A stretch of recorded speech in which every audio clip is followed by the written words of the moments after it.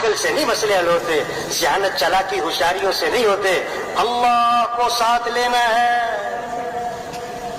جیسے کسی کا مسئلہ پھنسا ہوتا ہے نا کہ جی فلاں وزیر صاحب کو بیچ میں ڈالو، کہ فلاں آئی جی صاحب کو بیچ میں ڈالو، کہ فلاں صدر صاحب کو بیچ میں ڈالو۔ تبلیغ میں پتہ کیا کہہ رہے ہیں؟ اے دنیا کے انسانوں، اپنے مسائل کے حل کے لیے اللہ کو بیچ میں ڈالو، اللہ کو ساتھ لیں۔ کیسے کہ حضرت محمد صلی اللہ علیہ وسلم والے اعمال پر آئیں۔ یہ قرآن مسئلوں کا حل ہے، قرآن مسئلوں کا حل ہے۔ پڑھنا مبارک، یاد کرنا مبارک، لیکن قرآن مسئلوں کا حل ہے۔ کاموں کا بننا اسی میں تو چھپا ہوا ہے۔ بوڑھی اماں دیہات کی رہنے والی، بیٹا پڑھ لکھ گیا، باہر ملک چلا گیا، اب وہاں سے وہ چیک بھیجے اماں کے لیے۔ ایک چیک آیا، دوسرا آیا، اب وہ چیک لے، اسے پڑھنا وڑھنا تو آتا کوئی نہیں، اس کو چومے اور اس کو چاٹے، سنبھال کے رکھ دے۔ اگلا چیک آیا، چومے چاٹے سنبھال کے رکھ دے۔ اب جناب کئی سارے چیک گھر میں کھانے کو نہیں ہے، فاقے پڑے ہوئے ہیں، دوائی کے پیسے نہیں ہیں، مسائل بنے ہوئے ہیں اور چیک پہ چیک جمع ہو رہے ہیں۔ اب اس چیک سے فائدہ کیوں نہیں اٹھا رہی؟ اسے پتہ ہی نہیں اس میں ہے کیا۔ آج ایک طبقہ جو قرآن کو چومتا بھی ہے اور قرآن کو رکھتا بھی ہے، اور قرآن بہت اچھی بات ہے قرآن، لیکن قرآن کو سمجھتا، قرآن مسئلوں کا حل ہے۔ بیٹے نے، ابا نے خط لکھا، بیٹا میں واپس آ رہا ہوں سفر سے، اتنے بجے رات کو پہنچوں گا ایئرپورٹ، مجھے ایئرپورٹ سے آ کر لے لینا، رات کا وقت ہوگا، اگر نہ آئے تو بڑا مسئلہ بن جائے گا۔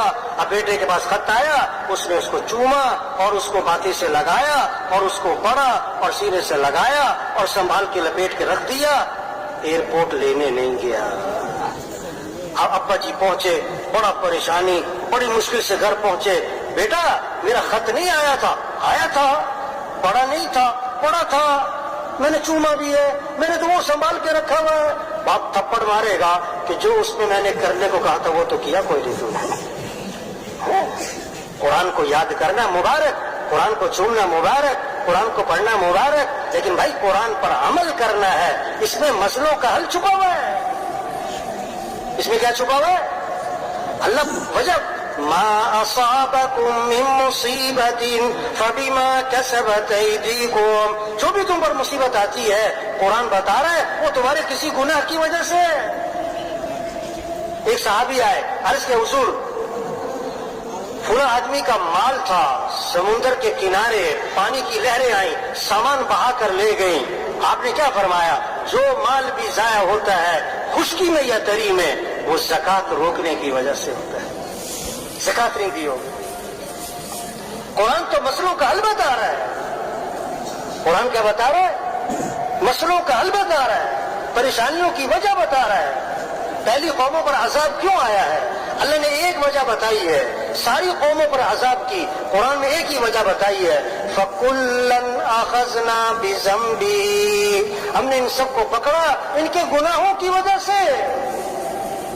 ظَهَرَ الْفَسَادُ فِي الْبَرِّ وَالْبَحْرِ بِمَا كَسَبَتْ أَيْدِي النَّاسِ، جو بھی فساد ہے خشکی میں تری میں وہ انسانوں کی بدعملی کی وجہ سے۔